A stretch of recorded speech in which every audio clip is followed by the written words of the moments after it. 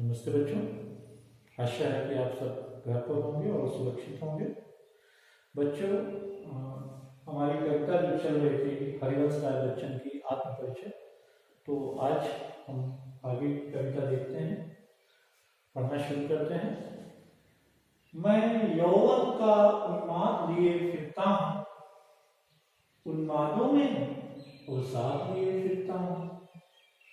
जो मुझको बाहर हंसा रुला के भीतर, मैं हाय किसी की याद लिए फिरता हूँ। कर यत्न मिटे सब, सत्य किसी ने जाना, नादान वही है हाय जहां पर दाना। फिर मूड न क्या है जो इस पर भी सीखे, मैं सीख रहा हूं सीखा ज्ञान भुला। आइए इसकी व्याख्या देखते हैं। मैं का मतलब हरिवंश राय बच्चन। मैं यौवन का उन्माद लिए फिरता हूं। हरिवंश राय बच्चन जी कहते हैं कि मैं यौवन का मतलब जवानी, यौवन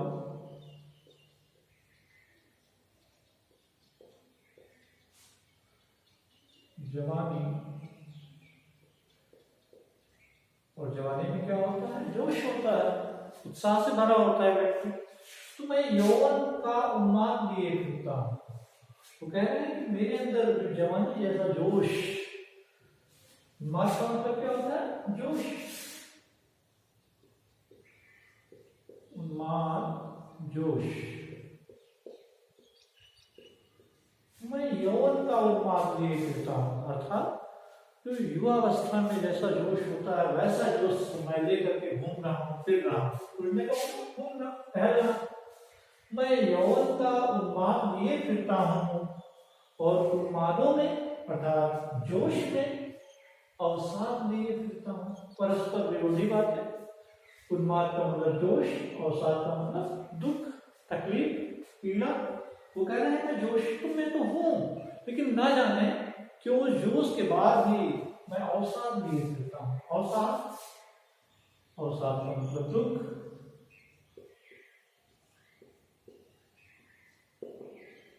पीड़ा, जो भी आप कह रहे हैं। मतलब जोश तो है, लेकिन जोश के अकेले नहीं, जोश के साथ क्या है? दुख भी है, पीड़ा भी है। यही है, मैंने बताया था ना आपको कि हरिवंश राय बच्चन की जो ये कविता है परस्पर विरुद्धों का सामंजस्य है, दो परस्पर विरोधी बातें हैं। चलें, तो उन्मादों में अवसाद लिए फिरता हूं, जो मुझको बाहर हंसा रुला के भीतर, अर्थात ये जोश जो है वो मुझे उत्साह से भरे रहता है, मैं खुश रहता हूं। जो मुझको बाहर हंसा, जिसकी वजह से मैं बाहर से देखने में लोगों को लगता है क्या कि मैं तो बहुत खुश हूं। जो मुझको बाहर हंसा रुलाती भीतर, लेकिन जो ये दुख है, जो पीड़ा है, जो तकलीफ है, कहीं ना कहीं अंदर मुझे कचोटता है, मैं दुखी रहता हूँ, अंदर ही अंदर मैं रोता हूँ। लोगों को तो लगता है कि मैं खुश हूँ, लेकिन अंदर ही अंदर मैं बहुत दुखी रहता हूँ। जो मुझको बाहर हंसा रुलाती भीतर, और वो क्या चीज है जिसकी वजह से वो रोते हैं, जिसकी वजह से वो अवसाद में रहते हैं? मैं हाय किसी की याद लिए फिरता हूं। वो व्यक्त करते हैं अपनी पीड़ा कि मैं हाय पीड़ा जनक, मैं हाय किसी की याद लिए फिरता हूँ। क्यों? क्योंकि मुझे किसी अपने की याद आती है। कोई ऐसा है मेरा प्रिय जो मुझसे बिछुड़ गया है, जिसको मैं याद करता हूँ, मुझे तकलीफ होती है, उसकी याद आती है, मुझे खुशी होती है, लेकिन उसके अगले ही पल ना होने का जो होता है, दर्द होता है, वो हमें अंदर ही अंदर बहुत ज्यादा रुलाता है। इसलिए मैं हाय किसी की याद लिए फिरता हूँ। वो ये स्पष्ट नहीं कर रहे हैं कि वो कौन है, लेकिन निश्चित रूप से कोई उनका अपना प्रिय है, जिसका उनके जीवन में बहुत ही गहरा स्थान था, बहुत ही ज्यादा महत्वपूर्ण स्थान था, लेकिन अब उसका साथ नहीं है, और इसलिए उसकी सिर्फ यादें शेष है जो बाहर से उसे हंसाती है, लेकिन अंदर ही अंदर क्योंकि वो नहीं है, इसलिए वो अंदर ही अंदर रुलाती भी है। तो ये बात कहना चाहते हैं, मैं हाँ किसी की याद लिए फिरता हूँ, मुझे उसकी याद जो है वो पीड़ा भी देती है। ठीक है, आगे देखते हैं। कर यत्न, यत्न माने क्या होता है? यत्न माने होती है कोशिश। कर यत्न, यत्न माने कोशिश।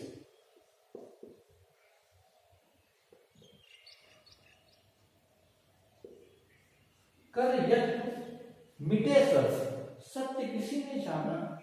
देखिए यहाँ पे एक क्वेश्चन मार्क है और इससे बिल्कुल आशय बदल जाएगा। कर यत्न मिटे सब, सत्य किसी ने जाना। इसको ऐसे बोलेंगे, ठीक है। कर यत्न मिटे सब, सत्य किसी ने जाना। अर्थात बहुत लोगों ने कोशिश की, बहुत लोगों ने, मिटे सब, और वो कोशिश करके सब मिट गए, चले गए। किस चीज की कोशिश? सत्य को जानने की कोशिश। जीवन का सच क्या है? बहुत सारे लोग हुए यहाँ पर जिन्होंने इस जीवन के सत्य को जानने की कोशिश की। तो कवि का क्या कहना? कर यत्न, बहुत ना जाने अनगिनत लोगों ने क्या किया, पूरा जीवन अपना लगा दिया इस जीवन के सत्य को समझने का, लेकिन मिटे सब, और वो खोज करते करते चले गए। तो वो क्या पूछता है? सत्य किसी ने जाना, अर्थात तब भी कोई भी इस जीवन के सत्य का पता नहीं लगा सका, ये नहीं समझ पाया कि वास्तव में ये जीवन है क्या। ठीक है। कर यत्न मिटे सब, सत्य किसी ने जाना। और फिर वो आगे लाइन क्या करता था? कोई नहीं जाना, कोई नहीं जान पाया वास्तविक मतलब जीवन की सत्यता है क्या। नादान वही है, हाय जहां पर जाना। वो कहते हैं कि जहां नादान माने जो नासमझ है। नादान का मतलब क्या होगा? नासमझ। नादान का मतलब नासमझ, समझदार नहीं। नादान वही है, हाय जहां पर दाना। अर्थात दाना हम किसके लिए आया? दाना का मतलब समझदार व्यक्ति, दानेदार आदमी, समझदार आदमी यहाँ पर आया है। ठीक है। तो वो कहते हैं कि जहां पर लोग समझदार होते हैं ना, वहां पर मूर्ख लोग भी होते हैं, नासमझ भी होते हैं। ठीक है। तो नादान वही है, हाय जहां पर दाना। जहां पर समझदार लोग हैं वही पर नादान। इस तरह की समझदारी का क्या मतलब है? इस तरह की मूर्खता का क्या मतलब? पूरा का पूरा जीवन लगा दिया और सत्यता का ज्ञान नहीं हुआ। क्योंकि फिर क्या कह रहे हैं? फिर मूढ़ न क्या है? तो क्या है? फिर मूढ़ न क्या है? तो फिर अगर ऐसा ये कि सत्य का पता ही नहीं लग रहा है, तो क्या आपको नहीं लगता है कि पूरी दुनिया जो है, जग माने संसार, और मूढ़ माने मूर्ख। मूढ़ माने क्या होगा? मूर्ख। तो आपको क्या लगता नहीं कि फिर मूर्ख ना क्या करे? तो क्या आपको नहीं लगता है कि ये संसार जो है वो मूर्ख है, बेवकूफ है, जो इस पर भी सीखे? इतना सारा कुछ होने के बाद, इतने लोग कोशिश किए, उसके बाद भी सत्य का नहीं पता लग पाया, तो आपको क्या नहीं लगता है कि ये संसार मूर्ख है, बेवकूफ है? जो इस पर भी सीखे, वो सीखने की कोशिश कर रहा है, वो जानने की कोशिश कर रहा है कि वास्तव में सच क्या है। जो इस पर भी सीखे, यहाँ पर भी देखिए क्वेश्चन मार्क है, जो ये बताता है कि वो इस तरह से बात करते हैं, वो जो प्रश्नात्मक ढंग से अपनी बात रखने की कोशिश। तो फिर मूढ़ ना क्या है? तो क्या आपको नहीं लगता कि ये संसार मूर्ख है, पागल है, जो इस पर भी सीखे, जो इतना होने पर भी सीखने की कोशिश कर रहा है? मैं सीख रहा हूं, और इसीलिए मैं क्या कर रहा हूं? मैं सीख रहा हूं, सीखा ज्ञान भुलाना। और इसीलिए मैं क्या सीख रहा हूं? जो ज्ञान मैंने प्राप्त किया है, जो मैंने अर्जित किया है आज तक ज्ञान, उसे किस प्रकार से भुलाया जाना है, वो सीखने की कोशिश कर रहा हूं।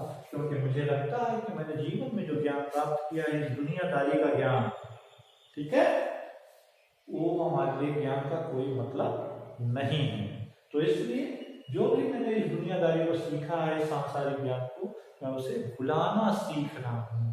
लेकिन बच्चों, ध्यान देने वाली बात है कि वो सीख रहे हैं। ये अलग बात है कि वो भुलाना सीख रहे हैं, लेकिन सीख रहे हैं। यही है परस्पर विरोधी बात। आप देख रहे हैं, वो ये जरूर कह रहे हैं कि मैं सीख रहा हूँ, सीखा ज्ञान भुलाना। सीखा ज्ञान भुलाने की बात तो जरूर कर रहे हैं, लेकिन उसके साथ ये जुड़ा हुआ है कि वो अभी भी सीखने का प्रयास कर रहे हैं। तो मुझे लगता है यहाँ से ज्यादा ये महत्वपूर्ण चीज है कि वो अब भी सीख रहे हैं, ये अलग बात है कि उन्हें लगा कि इस दुनिया की जो दुनियादारी मैंने सीखी है वो मेरे लिए महत्वपूर्ण नहीं है, तो इसे जरूर भुलाना चाहते हैं, लेकिन वो सीख रहे हैं। तो ये है इस जो ये 8 पंक्तियां हैं इनकी व्याख्या।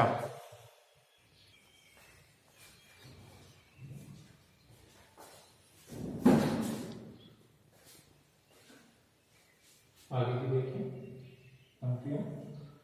मैं और जग और कहाँ का नाता, मैं बना कितने जग रोज मिटाता, जग जिस पृथ्वी पर जोड़ा करता वैभव, मैं प्रतिपद से उस पृथ्वी को ठुकराता, मैं निज रोदन में राग लिए फिरता हूँ, शीतल वाणी में आग लिए फिरता हूँ, वो जिस पर धूपों के प्रासाद निछावर, मैं वह खंडहर का भाग लिए फिरता हूँ।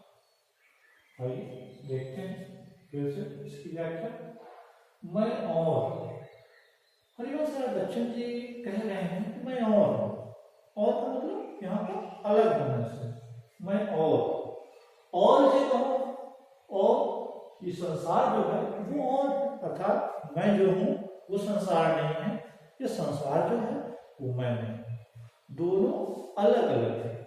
मैं और से और कहाँ का नाता, हम दोनों में तो कोई संबंध नहीं, नाता का मतलब संबंध, हम दोनों में कोई संबंध ही नहीं, कहाँ का नाता, किस प्रकार का नाता, किस प्रकार का रिश्ता।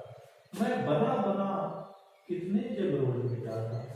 आशय ये है कि मतलब जो संसार है, जैसा संसार है, शायद हरिवंश राय बच्चन जी को वो स्वीकार्य नहीं है, इसीलिए वो कह रहे हैं कि हमारा और उसका कोई संबंध ही नहीं है, हमारा उसका कोई 36 का आंकड़ा, मैं ऐसी दुनिया नहीं पसंद कर सकता हूँ, इसलिए कह मैं बना कितने जग रोज मिटाता। और इसलिए वो एक ऐसी काल्पनिक दुनिया अपने मन में रोज बनाते रहते हैं जो उनके मुताबिक है, ठीक है, जो उनके मुताबिक है, वो जैसी दुनिया चाहते हैं, जहाँ स्वार्थ ना हो, ठीक है, जहाँ एक दूसरे को एक को तकलीफ में दे कि मुझे खुशी ना हो, जहाँ संबंध स्वार्थ का ना हो, लालच ना हो, तो वो चीज पसंद नहीं, क्योंकि ये दुनिया तो बड़ी लालची है, बड़ी स्वार्थी है, यहाँ सब कुछ अहंकारी है, तो इस प्रकार की दुनिया उन्हें स्वीकार नहीं, इसलिए वो मैं बना कितने जग रोज मिटाता, वो अपने मन में ही, अपनी काल्पनिक दुनिया में ही न जाने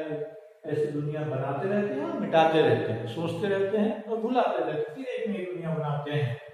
तो मैं बना कितने जग रोज मिटाता, वो दुनिया उन्हें स्वीकार नहीं, इसलिए वो अपने मन में ही एक अलग दुनिया बनाने की कोशिश करते हैं, फिर उन्हें पसंद नहीं आता, फिर मिटाते हैं, फिर नहीं बनाते हैं, और ये काम चलता रहता है उनके मन के अंदर। जग जिस पृथ्वी पर जोड़ा करता वैभव, ये जो संसार है, ये सांसारिक लोग जो हैं, वो क्या करते हैं, वैभव ऐश्वर्य लोग हैं, वैभव का मतलब ऐश्वर्य।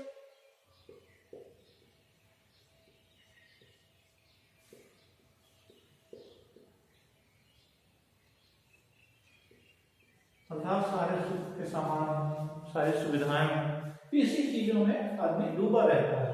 जब जिस पृथ्वी पर जोड़ा करता है वो जोड़ रहा है, इकट्ठा कर रहा है, एकत्र कर रहा है, ठीक है, मैं प्रतिपद से उस पृथ्वी को ठुकराता। तो बच्चन जी क्या कह रहे हैं कि मैं प्रतिपद, मैं बार बार कदम कदम पर उस ऐसी पृथ्वी को ठोकर मारता हूँ, लात मारता हूँ। हमें कोई वैभव की जरूरत नहीं है, किसी प्रकार की लालसा नहीं है कभी को कि मुझे यहाँ पर ये इकट्ठा करना है, ठीक है, उसका कोई इस तरह की इच्छा नहीं है, इसलिए इस प्रकार की पृथ्वी को वो स्वीकार नहीं करता है कि जहाँ पर लोग जोड़ रहे हैं, वैभव जोड़ रहे हैं, तो इस प्रकार की पृथ्वी हरिवंश राय बच्चन को स्वीकार नहीं है।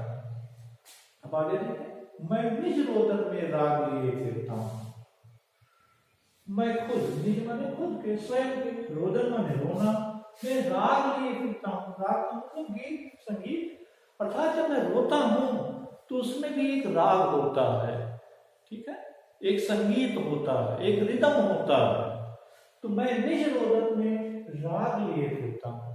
फिर से परस्पर विरोधी बात, रोने में राग, अर्थात दुख में भी एक कहीं ना कहीं सुर है। शीतल वाणी में आग लिए फिरता हूँ, और जब मैं वैसे तो हृदय से बहुत ही शांत सरल हूँ, और मेरी वाणी बिल्कुल वो है, शीतल है, मैं मीठा बोलता हूँ, लेकिन उस मिठास में भी एक क्रोध की आग भरी हुई है। संसारिक चीजों को देख करके जो संसार में चल रहा है, परस्पर विरोधी बात, ठीक है, जो स्वार्थी दुनिया है, उन सारी चीजों को लेकर मेरे मन में, मेरे हृदय में बहुत ज्यादा आग भरी हुई है, क्रोध की आग। यहाँ किसका प्रतीक है? क्रोध की आग। क्रोध है, गुस्सा है। शीतल वाणी में आग लिए फिरता हूं। और फिर वो कह रहे हैं वो जिस पर भूपों के प्रासाद निछावर। भूप माने क्या होता है? भूप माने राजा, भूप माने राजा, और भूपों माने क्या होता है? राजा, राजा। और प्रासाद, प्रासाद का मतलब होता है महल। वो कह रहे हैं वो जिस पर भूपों के प्रासाद नहीं, कई मतलब एक राजा का नहीं, कई राजाओं के महल को मैं निछावर कर दूं, उनके मेरे आगे वो बेकार हैं, इसके आगे मैं वहां खंडहर का भाग लिए फिरता हूँ। खंडहर टूटा फूटा हिस्सा। अब यहाँ टूटा फूटा हिस्सा कोई महल की बात नहीं करेंगे, महल का टूटा फूटा हिस्सा, यहाँ खंडहर का मतलब उनका टूटा हुआ हृदय, क्योंकि वो जिससे उनका लगाव था, जिससे उनको प्रेम था, वो अब शायद उसके वियोग में है, वो उनसे बिछुड़ चुके हैं, और इसलिए जो उनका हृदय रूपी प्रासाद था, हृदय रूपी जो महल था, वो खंडहर बन गया है उनकी प्रेयसी के बिना, ठीक है, जिससे वो लगाव रखते थे, जिससे वो प्रेम करते थे, उसके बिना वो अधूरा हो गया है, खंडहर हो गया है, टूट फूट गया है। लेकिन वो खंडहर भी कवि को बहुत प्यारा है, और वो उतना ज्यादा कीमती है, इतना ज्यादा मूल्यवान है, वो क्या कर रहे हैं? वो जिस पर भूपों के प्रासाद निछावर, निछावर माने कुर्बान, बेकार है, वो जिस पर भूपों के प्रासाद, अनेक राजाओं के जो महल हैं, कितने बड़े बड़े महल, मैं उसको भी, उस जो भग्न हृदय है, टूटा फूटा हृदय है, जो हमारे दिल में बसा हुआ है, उसकी यादें बसी है, उसका जो भी जो स्मृति है, उसके आगे वो सारी चीजों को मैं कुर्बान कर दे रहा हूँ, न्यौछावर कर रहा हूँ। इसका मतलब है दूसरे शब्दों में कि वो जो यादें हैं उनके हृदय में, उसके प्रति वो उनके लिए बहुत ज्यादा कीमती है, मूल्यवान है, और उसका मूल्य इतना है कि वो उसके लिए अनेक राजाओं के महल को भी कुर्बान करने की बात करते हैं, अर्थात वो उसके लिए बहुत ही महत्वपूर्ण है। ये है इसकी व्याख्या। तो आज के लिए बच्चों इतना ही, फिर से कल हम मिलेंगे। धन्यवाद।